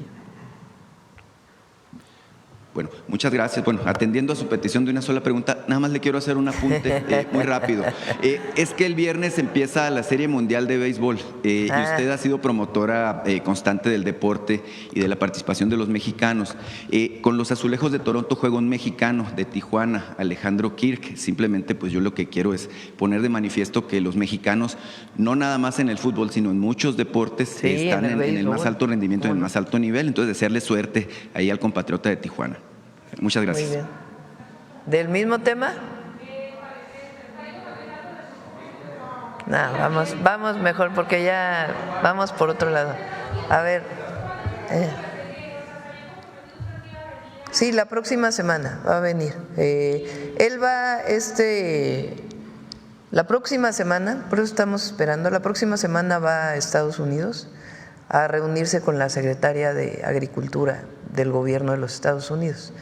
Esperamos que pueda regresar con un acuerdo ya de la apertura de la frontera. Entonces, a partir de ahí, pues ya vendría a informar. Entonces, por eso esperamos un poquito. México, Presidenta, ¿por qué se ha tardado tanto esta negociación para… Bueno, pues porque nosotros les estamos exigiendo que cumplan con muchas de las cosas que se comprometieron. En el gobierno del presidente López Obrador hubo una demanda. Sí. Entonces, es mucho tiempo desde… Pues sí, pero lo que estamos buscando pues es que cumplan. Entonces nosotros, por eso es el tiempo la idea es que ellos inviertan lo que tienen que invertir con lo que se comprometieron. Entonces, pues esperemos que pronto digan que sí, van a cumplir con un monto significativo que estaría dedicado directamente a lo que ha pedido la población. El hospital, ¿no? El hospital, el laboratorio, las mediciones epidemiológicas que tiene que hacerse, son varios temas que está ahí Secretaría de Medio Ambiente, Salud, etcétera, con agua. Por ejemplo, es totalmente… Sí, hay una parte que está abandonada completamente, exactamente. Por eso, pues la idea es llegar a un acuerdo, porque la demanda pues está, pero queremos llegar a un acuerdo y que se comprometan a cumplir con todo esto. Entonces, pues esperemos que pronto. No, pero la demanda sigue, o sea, esa sigue, no se ha retirado. Entonces, el día, pues la idea es que se pueda llegar a un acuerdo para beneficio de los habitantes de Sonora. Es como Salinas quiere, algo así, porque ya son muchos años, Presidenta, y no… Pues sí, es cierto, tienes razón. Entonces, tienen que cumplir. Sí, tienen que cumplir y esperemos que pronto podamos pues darle esa noticia al pueblo de Sonora. A ver, de Poza Rica. Gracias, Presidenta. Olga Ojeda Lajud, corresponsal de Diario del Istmo, Imagen de Veracruz, del corporativo Imagen del Golfo. Presidenta, recientemente hemos estado publicando el seguimiento en Poza Rica y en la zona más afectada de Veracruz, que bueno, pues ha habido ya irregulares en el manejo de precios. Por ejemplo, un huevo que regularmente oscila entre 45 y 50 pesos se está vendiendo ahora en Poza Rica en 250 pesos. Entonces, pues hay quienes dicen que pues ya se desató la especulación, definitivamente. Queremos saber de qué manera su gobierno va a asegurar que comerciantes sin escrúpulos ya la Profeco ya está enviando brigadas a todos los lugares, bueno, no brigadas, inspectores, a todos los lugares en donde hay especulación increíble, la verdad, que en medio de una situación así haya quien se quiera aprovechar. Primero, las despensas están ayudando mucho. Vamos a dar al menos 2 despensas. En cuanto reciben su apoyo económico, tienen un vale para la despensa y van y lo recogen en la distribución que tienen Secretaría de Marina y Secretaría de la Defensa. Y al mismo tiempo la Profeco ya está enviando inspectores a distintos lugares porque no puede ser esta especulación y menos con la alimentación. Exacto, menos con la crisis. Y también otro tema de Veracruz, se han reportado varios múltiples derrames y altos niveles de contaminación en varios ríos de Veracruz, incluyendo el Tuxpan, Coatzacoalcos y el Cazones, y en estos momentos en el Pantepec. Estos incidentes involucran principalmente hidrocarburos de Pemex y descargas industriales de aguas residuales. Queremos saber si ya le han reportado esto y si se tomarán medidas para el saneamiento de estos ríos. Sí, Pemex, particularmente el último, el de Pantepec, sí. Ayer fue el viernes que vino la fuga, el viernes de esta semana. A partir de ahí Pemex de inmediato cerró las válvulas, pero de todas maneras hubo una salida importante de hidrocarburos y están 3 empresas contratadas especializadas para el saneamiento del río. Está Secretaría de Marina, está pues el área logística de Pemex, estuvo ayer el director de Pemex para verificar que en efecto se estén haciendo todas las medidas, primero en el río y después en el manglar, en las orillas del río se va a hacer todo el trabajo. Y se tomaron medidas también para cerrar la salida de agua potable de esta zona. Se están enviando pipas, particularmente a Tuxpan, y se están tomando todas las medidas. La razón o la causa, que de todas maneras tiene que haber una investigación de acuerdo con todas las reglas de Pemex, es que hubo un deslave que no ocurrió justamente el día de las lluvias más fuertes, sino que ocurrió después y a partir de ahí vino esta fuga. Pero de todas maneras pues se tiene que analizar las causas y se están tomando todas las medidas para controlar esta contaminación. Qué bueno, digo ya ahorita que usted va a Veracruz, podrá supervisar tanto lo de los precios. Estoy enterada desde el sábado, bueno, desde el viernes. Sí, hasta las imágenes, ¿no? Ya anoche ocurrió y después pues enterada y pues supervisando que realmente estén tomando todas las medidas necesarias para que muy pronto esté todo el proceso de descontaminación. Muchas gracias. Y ya por último, Presidenta, en el municipio de Olutla, en Veracruz, hay un grupo de personas que se organizó como guardias comunales para autodefenderse porque dicen que existe un incremento en delitos y muy poca presencia de policías. ¿Cómo toma su gobierno del surgimiento de estos grupos de guardias comunales o autodefensa? ¿Se podría considerar esta región particular para reforzar la presencia de seguridad? Vamos a revisar exactamente qué está pasando y le pedimos al Gabinete de Seguridad. Muchas gracias. Gracias. Vamos. ¿Quién más? A ver, aquí el compañero. Gracias, Presidenta. Muy buenos días a usted y a todos mis compañeros. La primera, Presidenta, tiene que ver con lo que se presentó ahorita por parte de Paco Ignacio.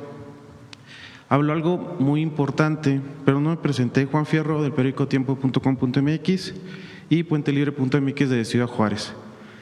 Le comentaba que nos planteaba, en este caso Paco Ignacio, acerca del esfuerzo que se está haciendo para que los jóvenes tomen un libro.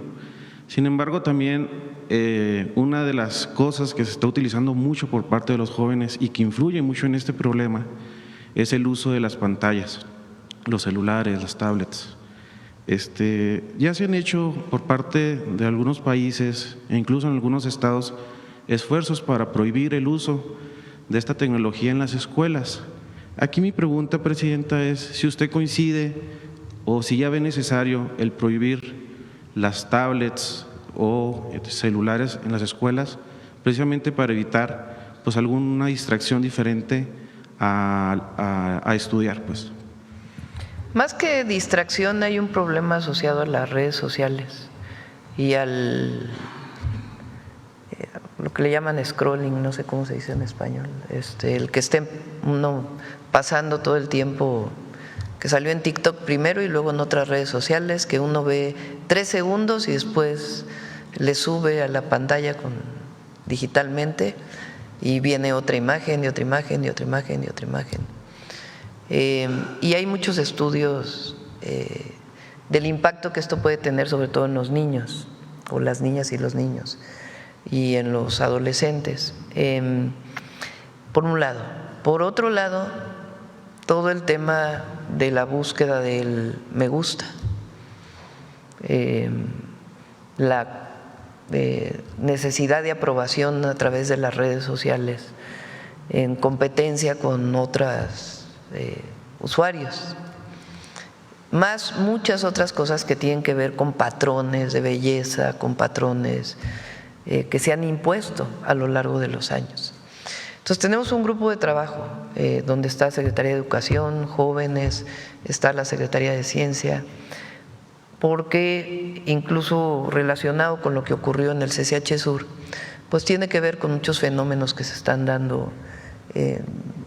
No es masivo, es particularmente en las ciudades más grandes, pero sí tenemos un grupo de trabajo para ver pues qué medidas pueden ayudar a evitar. Y una de ellas puede ser limitar el uso de los celulares en las escuelas, que se está revisando, pero otra pues tiene que ver con otras promociones, que es justamente de lo que se trata el 25 para el 25 o de México Canta, que lo que hacen pues es promover la lectura. Paco tiene, ¿cuántos dijiste ayer? 48,000. Ajá. 24,000 clubes de lectura. Yo dije que necesitamos tener muchos más y lo estamos trabajando con Secretaría de Cultura, de acercar nuevamente a la lectura y no a la ansiedad que provoca estar cambiando cada segundo una imagen en la red social, y tener la paciencia y el encantamiento que te provoca leer. Entonces, mucho tiene que ver con la promoción de la lectura, una visión distinta de promoción, no solamente de prohibición. Pero sí es un tema relevante que necesitamos trabajar. Gracias, Presidenta. En otro tema, el día de ayer se reunió también con una importante CEO de una empresa de inteligencia artificial. ¿Qué retos tiene México en este punto? Porque pareciera que mientras otros países ya tienen algunas legislaciones al respecto, aquí todavía no se han, pues vaya, no tiene ese mismo ritmo que la tecnología ya exige, ¿no? Sí. Muy pronto ya vamos a presentar lo que he dicho aquí. Estamos trabajando, está coordinándolo Pepe Merino en esto que llamamos el Laboratorio Nacional de Inteligencia Artificial, que tiene muchas áreas, de cómo aprovechar, promover la investigación relacionada con ello y al mismo tiempo cómo regular para ciertas áreas en donde es indispensable la regulación, como se está haciendo en muchos países del mundo. Entonces ya espero que pronto podamos tener este tema. No es algo sencillo, tiene que ver incluso también con capacitación, acreditaciones, para poder tener pues el desarrollo tecnológico que se requiere en México, pero al mismo tiempo pues regular para ciertos usos. Por ejemplo, lo que platicábamos hace poco, que espero que ya Claudia lo tenga pronto, El doblaje. Hay muchísimos mexicanos y mexicanas que se dedican al doblaje y son buenísimos. Si no regulamos la inteligencia artificial en el doblaje, pues entonces todas estas creatividades que hay en nuestro país pues se van a quedar sin empleo. Entonces necesitamos regular hasta dónde y cómo, y también pues para proteger estos oficios, estas especialidades que se tienen en las actividades culturales. Entonces sí se requieren ciertas regulaciones. Gracias, presidenta. Y por último, en el mes de noviembre se vence el decreto que permite la importación de vehículos usados a través del TEMEC. Este es un decreto diferente al que dejó ya el expresidente Andrés Manuel López Obrador. Aquí en este caso, saber si su gobierno va a refrendar este decreto, presidenta, y si prevé algunos ajustes. Sí va a haber ajustes, sí va a haber ajustes por los años, va a haber ajustes y ya lo podemos presentar con Secretaría de Economía y Hacienda, porque se ha abusado mucho de este decreto. Entonces sí va a haber ajustes y ya los presentamos. Gracias, muy buenos días a todos y a Y todas. seguir apoyando pues a los paisanos. Carlos. Doctora, buen día. Carlos Guzmán, de 4 Media Telecomunicaciones Veracruz. Ya bueno, ya tocando el tema de lo de Poza Rica. Pero yo me quiero enfocar de inicio, pues aprovechando que está Paco Ignacio aquí, el tema de cultura, comenzar con ese tema. En el caso de la cuestión de que una persona aprenda a leer, usted seguramente lo va a saber también, Paco Ignacio, no tanto implica el que se tenga acceso a algún libro, sino es la forma en la cual se tiene acceso a los contenidos. Le comento mi caso, la Xochimilco, leemos muchísimo, nosotros no tenemos exámenes, lo basamos a pura lectura y ensayos de tesis. Tomando este ejemplo, comentarle a don Paco si planean una estructura o utilizar lo que decía aquí el compañero del TikTok o las nuevas tecnologías para acercar la lectura básicamente a los chicos que están pegados, como decía el compañero, a la tableta, están pegados a la televisión, a las series de Netflix. Es preguntarle a don Paco si planean algo al respecto para que la lectura llegue desde las primeras generaciones. Obviamente los que ya tenemos edad, pues ya alguna cuestión tenemos por ahí, pero pues básicamente es buscar nuevos lectores. No sé si se planea algo así, doctor.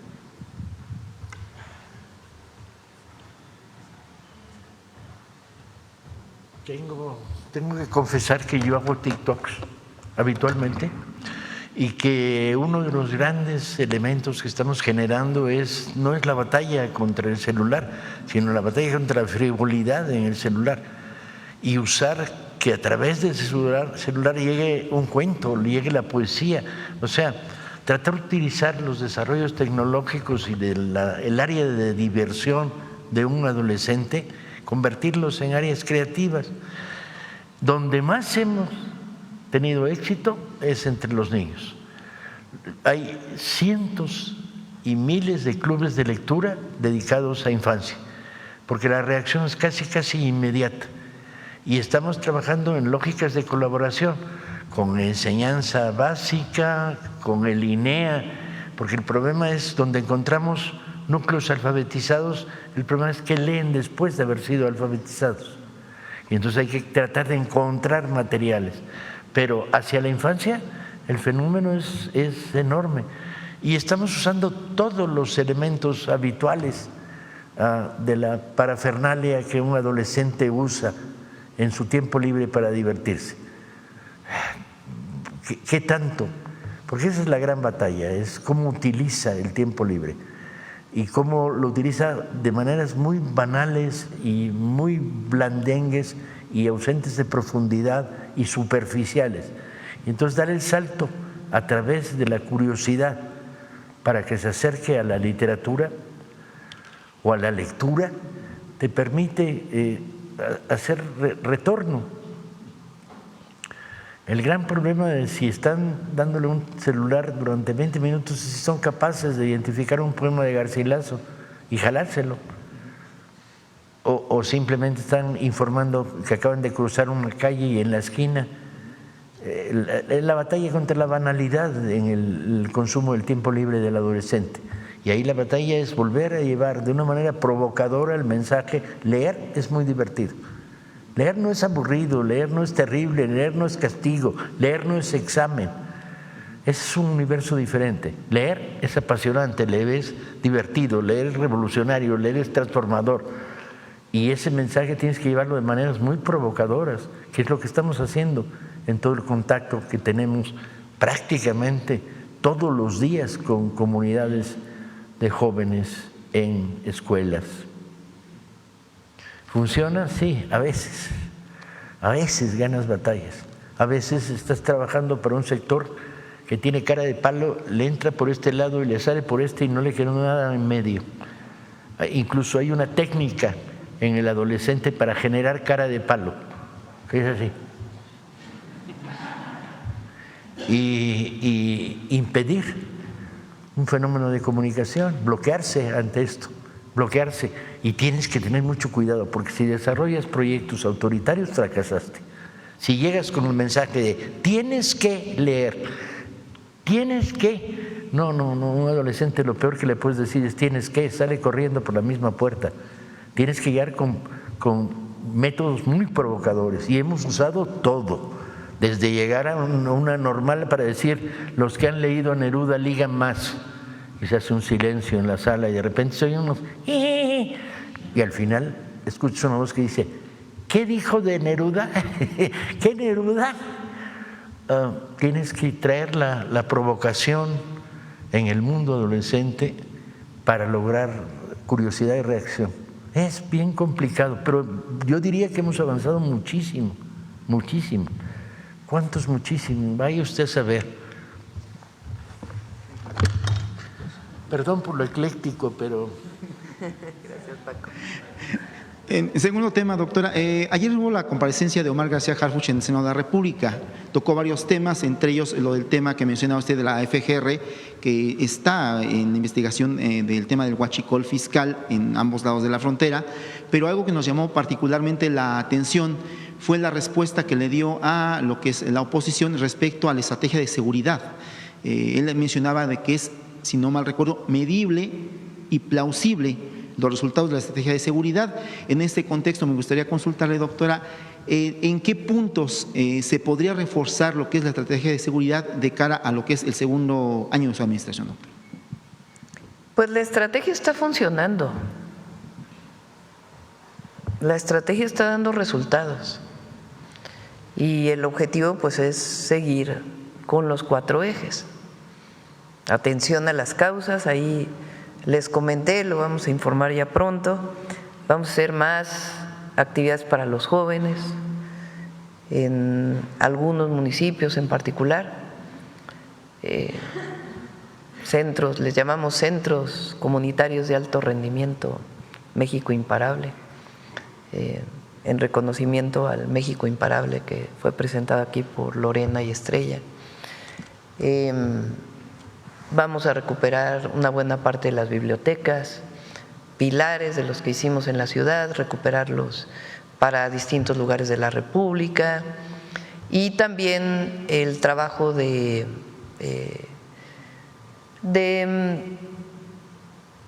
salud mental para jóvenes. Es un programa integral que, además de lo que está haciendo la Secretaría de Gobernación y la Subsecretaría de Prevención del Delito, que van a las comunidades, trabajamos casa por casa, que ha sido muy importante, pues va a fortalecer la orientación hacia la cultura y el deporte para muchos jóvenes que lamentablemente piensan que entrar a un grupo delictivo pues es una posibilidad de vida, cuando en realidad, como lo hemos dicho, pues es una visión de muerte, en realidad, porque eso es lo que les espera. Entonces, la atención a las causas se va a fortalecer con este programa para jóvenes, y además lo que ya se hizo viral, que es una preparatoria cerca de la casa. Estamos con Mario recientemente y con Tania, que es la subsecretaria de Educación Media Superior. El próximo año vamos a construir todavía más preparatorias en el esquema de bachillerato nacional que hemos desarrollado. Ya lo van a venir a presentar. Entonces, atención a las causas. Segundo, la Guardia Nacional, Vamos a seguir fortaleciendo y consolidando la Guardia. Tercero, inteligencia y investigación, que es lo que nos ha ayudado también mucho el Sistema Nacional de Inteligencia e Investigación, que como lo he dicho, se trata de fortalecer las carpetas de investigación para las detenciones o la judicialización de presuntos generadores de violencia y también la coordinación. Entonces, esos 4 ejes han dado resultados y vamos a seguir con esos ejes de trabajo, la atención permanente en el Gabinete de Seguridad. A partir de noviembre vamos a ir a hacer los gabinetes de seguridad fuera de la ciudad, también a distintas entidades de la República. Entonces está dando resultados y cuando dice Omar que es medible, bueno, los homicidios dolosos han bajado en 30% en un año y siguen disminuyendo. Nosotros que vemos todos los días los homicidios, después se hace un cierre en el mes por si hubo algún reporte que no fue, o algún homicidio que no fue reportado por alguna fiscalía, se cierra en el mes, pero yo estoy segura que octubre todavía va a ser menor el número de homicidios. Entonces vamos avanzando y atendiendo a la población. Entonces está dando resultados. No tiene nada que ver nuestra estrategia con la guerra contra el narco de Calderón. Ahora que quieren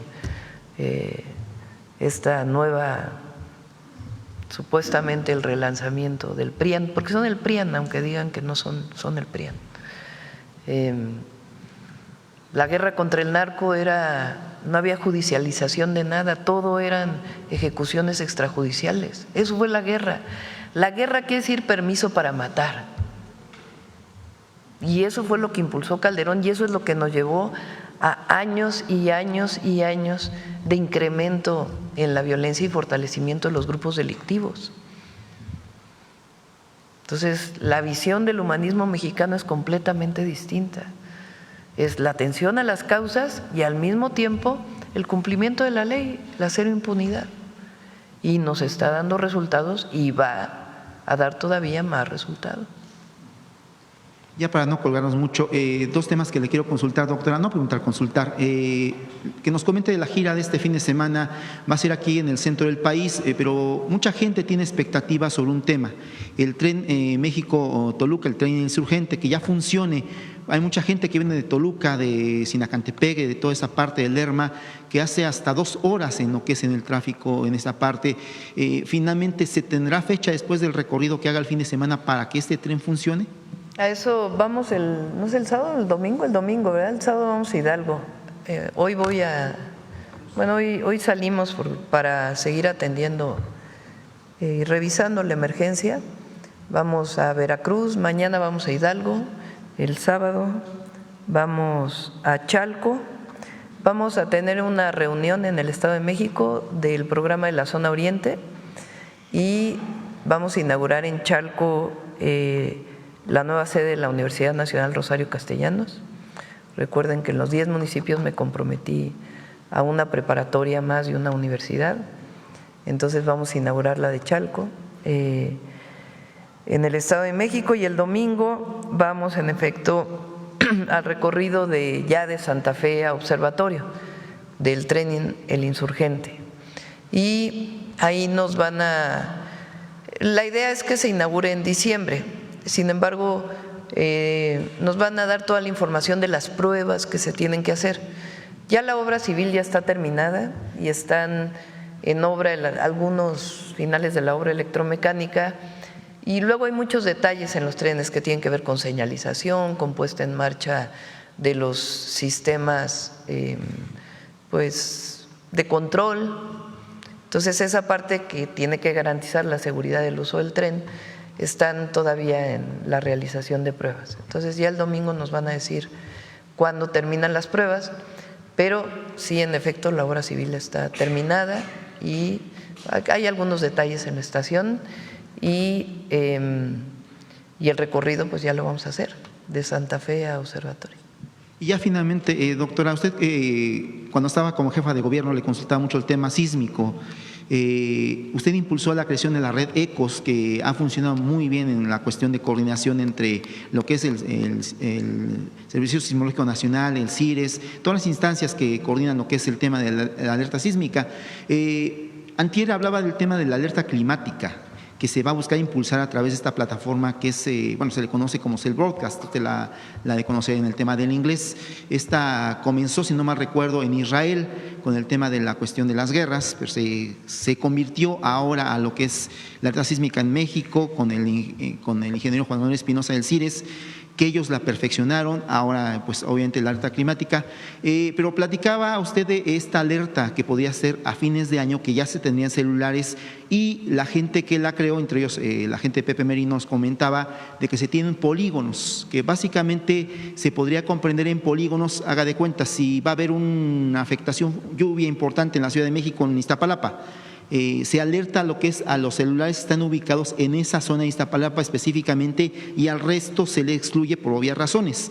Es que nos hable un poco de esto, si es que le han comentado el desarrollo, cómo serían los polígonos que se van a trabajar, y también a partir de, sería de diciembre, se pondrían en prueba, como se hizo alerta sísmica en 3 etapas, con la famosa alerta presidencial, que así se llama, no es que usted la… Que sí, ya le van a cambiar el nombre.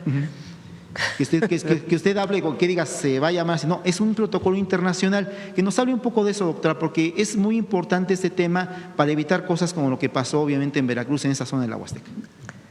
La alerta por lluvias o por ciclones o por fenómenos meteorológicos tiene muchos retos.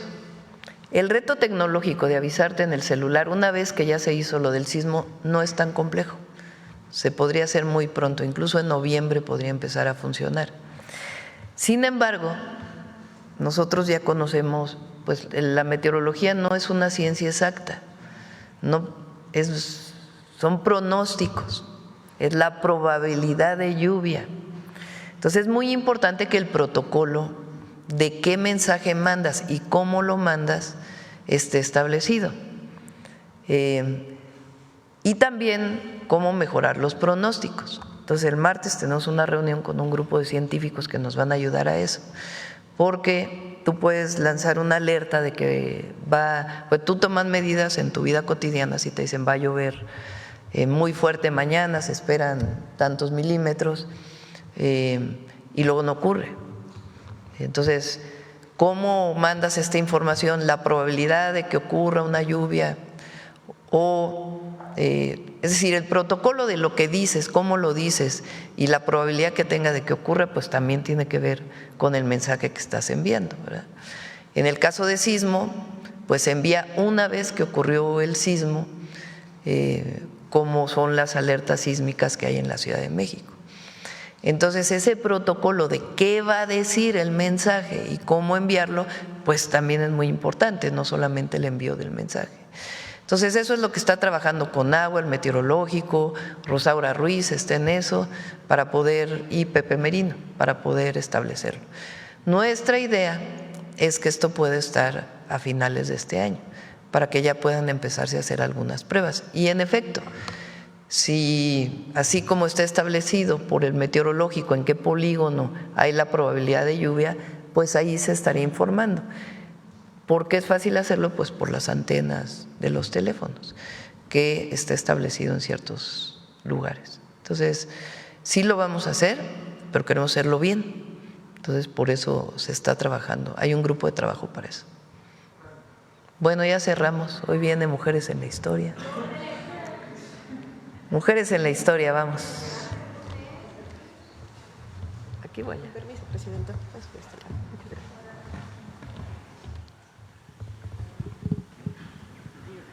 Hay una foto. Tenemos la foto. Muchas gracias. Muy buenos días a todas y a todos. Aquí se encuentra una de las mujeres que ya hemos abordado en una sección anterior, entonces seguramente la pueden reconocer, y es la primera arqueóloga mexicana, también maderista, zacatecana, muy influenciada también en la historia. Hizo un libro sobre cómo estaba creciendo el fascismo. ¿Recuerdan de quién hablamos? Zacatecana, de las primeras arqueólogas mexicanas, fue maderista, trató de recuperar el cuerpo de Madero ante Victoriano Huerta, profesora muy importante, arqueóloga, historiadora.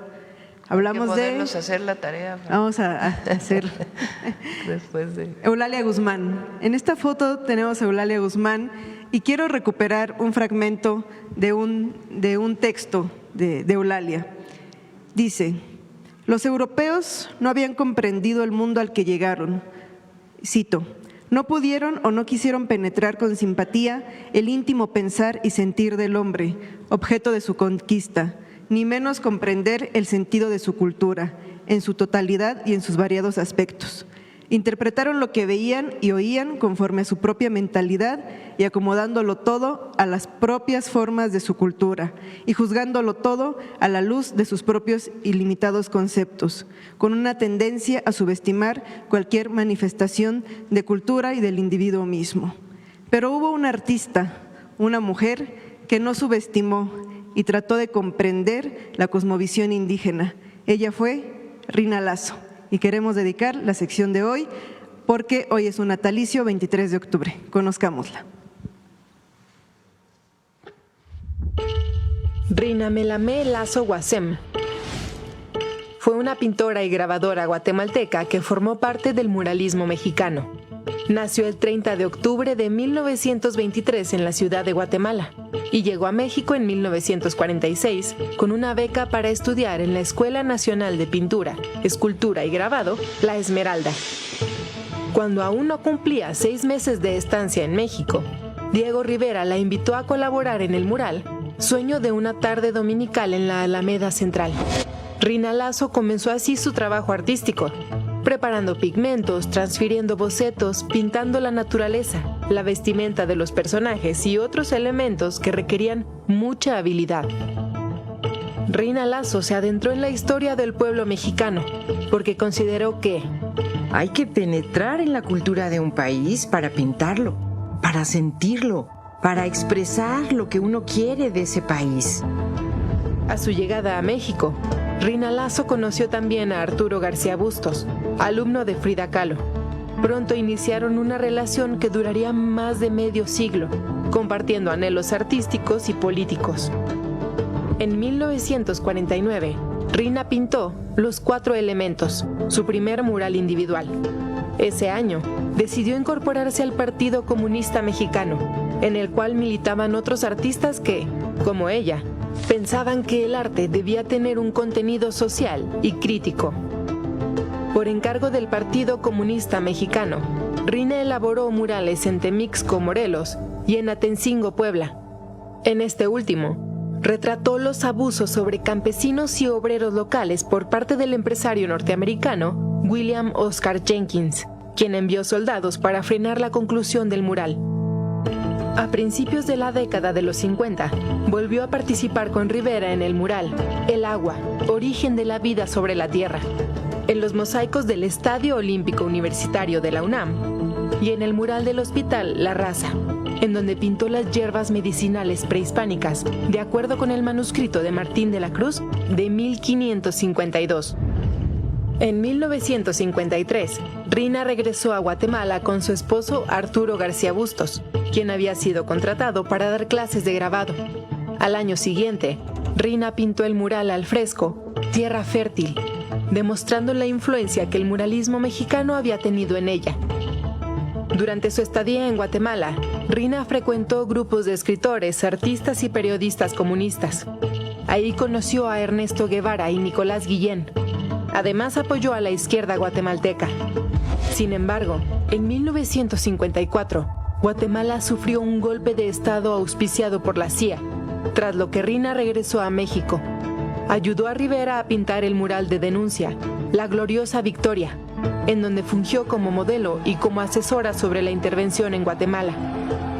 En 1963, cuando inició la construcción del Museo Nacional de Antropología, Rina concursó y obtuvo el proyecto de replicar las pinturas de Bonampak. Trabajó en la zona arqueológica de la Selva Maya durante 3 meses, calcando minuciosamente 170 metros cuadrados de pinturas murales. Ahí descubrió también los minerales y plantas que daban los colores originales de la pintura. En 1996, gracias a su conocimiento y sensibilidad hacia la cultura maya, fue invitada por el mismo museo para pintar el mural Venerable Abuelo Maíz, en el que, inspirada en el libro sagrado del pueblo maya Popol Vuh, representó la creación del mundo, pero también elementos sobresalientes de los mayas, como su conocimiento astronómico. Su último mural, Xibalbá, el inframundo de los mayas, fue el primer mural de una mujer en el Palacio de Bellas Artes. Lo concluyó tras casi una década de trabajo y a tan solo unos pocos meses de que falleciera, con 96 años, el 1 de noviembre de 2019. Rina Lazo se consideraba una artista mesoamericana. El ir y venir entre México y Guatemala a lo largo de su vida la ayudó a construir una identidad de raíces comunes, profundamente arraigada en la cultura maya. Fue, sin duda, una artista que conectó el pasado y el presente de un pueblo que ha trascendido naciones. Qué gran trabajo de diseño, son imágenes impresionantes, siempre a cargo de SPR. Y finalmente, recuerden que en la Sala Mujeres en la Historia contamos con una obra de Rina Lazo, así es que en su visita a Palacio Nacional también visiten la sala porque va a haber una imagen y un cuadro de Rina Lazo. Muchas gracias. Gracias, buen día.